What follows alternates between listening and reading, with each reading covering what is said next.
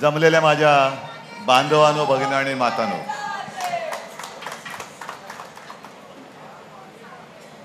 ज्याला आपण समाधानाचा क्षण म्हणू शकू तसा हा एक समाधानाचा क्षण आहे.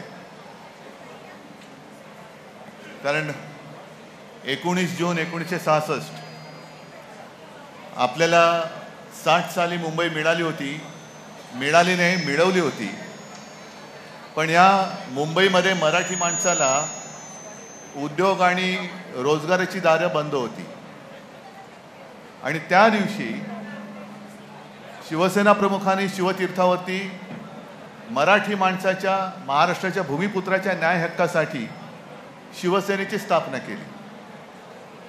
नोकऱ्या तर मिळाल्या पाहिजेतच, पण बाळासाहेबांची जी शिकवण आहे त्यांचं म्हणणं नुसतं नोकऱ्या घेणारे होऊ नका, नोकऱ्या देणारे व्हा. म्हणजे इतर कंपन्यांमध्ये नोकऱ्या तर घेऊच, पण काही उद्योग असे सुरू करा की आपण इतरांना रोजगार देऊ शकलो पाहिजे. आणि त्याच्यानंतर 66 आज 2024 किती वर्ष झाली मोजली तर मोजता येतात. पण या सगळ्या काळामध्ये इतर पक्षांनी आपल्यासाठी, महाराष्ट्रासाठी काय केलं आणि शिवसेनेने काय केलं हे मोजायचं झालं तर शिवसेनेचं कर्तृत्व हे फार मोठं आहे आणि मला अभिमान आहे त्याचा. जे मी नेहमी सांगतो की हिंदुत्वामधला फरक, आजचं राजकारण जे चालले, निवडणुका जिंकण्यासाठी दंगली भडकवण्याचं राजकारण चालले, हिंदू मुसलमान दंगल कर, समाजामध्ये तेढ वाढव. हे का करायचं की तुम्ही एकदा त्याच्यामध्ये व्यस्त झालात, दंगल कोणतरी भडकावून देतं, त्याच्यामध्ये मारले जातात सामान्य माणसं, पकडले जातात सामान्य माणसं, मग पूर्णपणे त्यांच्या मागे त्या पोलिसांचा ससेमिरा लागतो, कोर्टाच्या तारीख पे तारीख लागतात आणि त्या दंगलींचं भांडवल करून हे सत्ताधारी सत्ता मिळवतात. आज या एवढ्या सगळ्या वातावरणामध्ये नोकऱ्यांसाठी किंवा रोजगारासाठी सरकारच नव्हे तर शिवसेनेखेरीज दुसरा कोणता पक्ष काम करतोय हे जसं आज आम्ही लोकांसमोर येऊन सांगतोय तसं त्यांनी येऊन सांगावं. जे काय काम चाललेलं आहे, मग ते घटनाबाह्य सरकारचं असेल, भाजपचं असेल.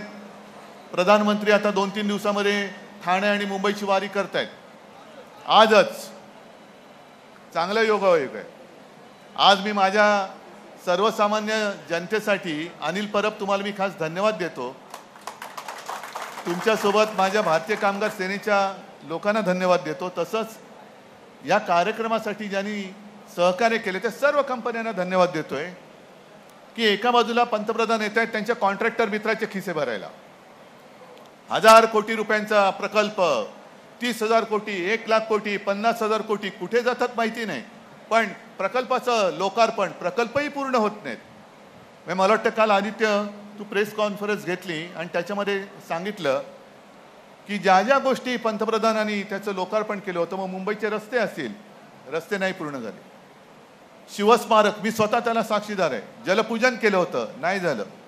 कॉन्ट्रॅक्ट निघतायत, रस्त्याची कामं निघतायत, कॉन्ट्रॅक्टरचे खिसे भरले जात आहेत, कॉन्ट्रॅक्टरच्या माध्यमातून यांच्या पदाधिकाऱ्यांचे खिसे भरले जात आहेत, पण सर्वसामान्य माणसाच्या घरातली चूल पेटत नाही.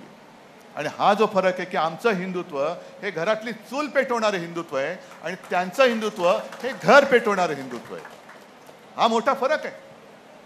हा फरक लक्षात घेतल्यानंतर शिवसेना यांना का संपवायचंय ते तुम्हाला लक्षात येईल. आज जास्त बोलण्याची गरज नाही, कारण ज्या वेळेला काम बोलत असतं तेव्हा आपण बोलायची गरज नसते. आज माझ्या शिवसेनेचं काम बोलतंय. आणि ही जी आपली आता सुरुवात झालेली आहे, सुरुवात तशी खूप पूर्वीच झाली. जसं अरविंद सावंत, तुम्ही आता भारतीय कामगार सेनेचे किती पहिले दत्ताजी, मग रमाकांत मोरे, सूर्यकांत महाडिक, त्याच्यानंतर आता म्हणजे भारतीय कामगार सेना आहे, स्थानिक लोकाधिकार समिती आहे. हजारो लाखो युवकांना आणि युवतींना कंपन्यांमध्ये आणि ऑफिसेसमध्ये शिवसेनेमुळे रोजगार उपलब्ध झाला. आणि आज मी या रोजगार मेळाव्याच्या निमित्ताने एक सांगतो की मधल्या काळात काही जाहिराती आल्या होत्या, मराठी माणसांना इथे नो एंट्री, असा बोर्ड ज्या दारावर लागेल ते दार तोडून फोडून मराठी माणूस आत घुसल्याशिवाय राहणार नाही, त्याचं हे एक सुरुवात आहे. लावूनच दाखवा तुम्ही बोर्ड की इकडे मराठी माणसाला एंट्री नाही म्हणून. हे प्रत्येक राज्यामध्ये प्रत्येक भूमिपुत्राचा मान हा राखला गेलाच पाहिजे. नोकऱ्यांचा पत्ता नसताना नुसतं योजनांच्या घोषणा, नुसत्या योजनांच्या घोषणांनी लोकांची पोटं नाही भरत. योजना अंमलात आल्या पाहिजेत. आणि आजपर्यंत गेल्या 2.5 वर्षात गद्दारी करून आणि सरकार पाडल्यानंतर एक तरी मोठा प्रकल्प सुरू झाले का तुम्ही सांगा? कोणताच नाही.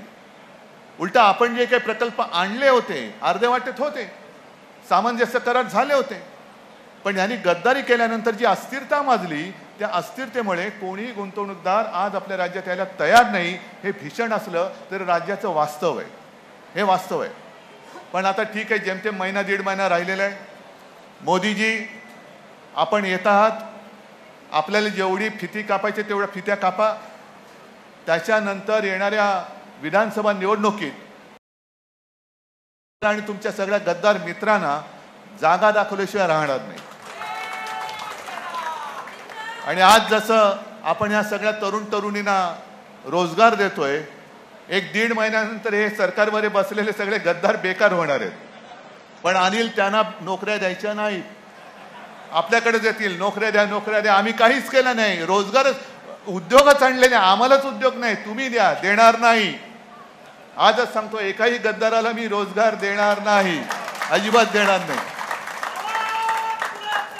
आणि तुम्ही आज जे काय प्रकल्पांच्या नावाखाली माझ्या राज्याला लुटतात, 1 महिन्यानंतर आमचं सरकार आल्यानंतर तुमच्या लुटीचा हिशोब मांडल्याशिवाय आम्ही राहणार नाही, एवढं लक्षात ठेवा. असो, ही काही राजकीय सभा नाही, पण राजकारणाशिवाय आयुष्य नाही आहे. प्रत्येकाच्या आयुष्यामध्ये राजकारणही असतंच. आज ज्यांना नोकरीची संधी मिळणार आहे आणि मिळालेली आहे त्यांना त्यांचं सगळ्यांचं अभिनंदन करतो. पण आदित्य, जसं तू सांगितलंस की लोकसंख्या आपली वाढते, जगातला सगळ्यात लोकसंख्येमध्ये नंबर 1चा देश आपला झालेला आहे, पण बेकारांमध्ये सुद्धा कदाचित नंबर 1 असेल. म्हणजे लोकसंख्या वाढते पण उद्योगधंद्याचा काय प्रश्न नाही, पत्ताच नाहीये, रोजगार कोणीच देत नाहीये. तर त्या रोजगाराच्या संध्या या शिवसेना उपलब्ध करून देते आहे. ज्याप्रमाणे पोलीस भरतीसाठी 17,000 पदांसाठी किती आले होते? 17 लाख, आणि त्याच्यामध्ये सुशिक्षित होते.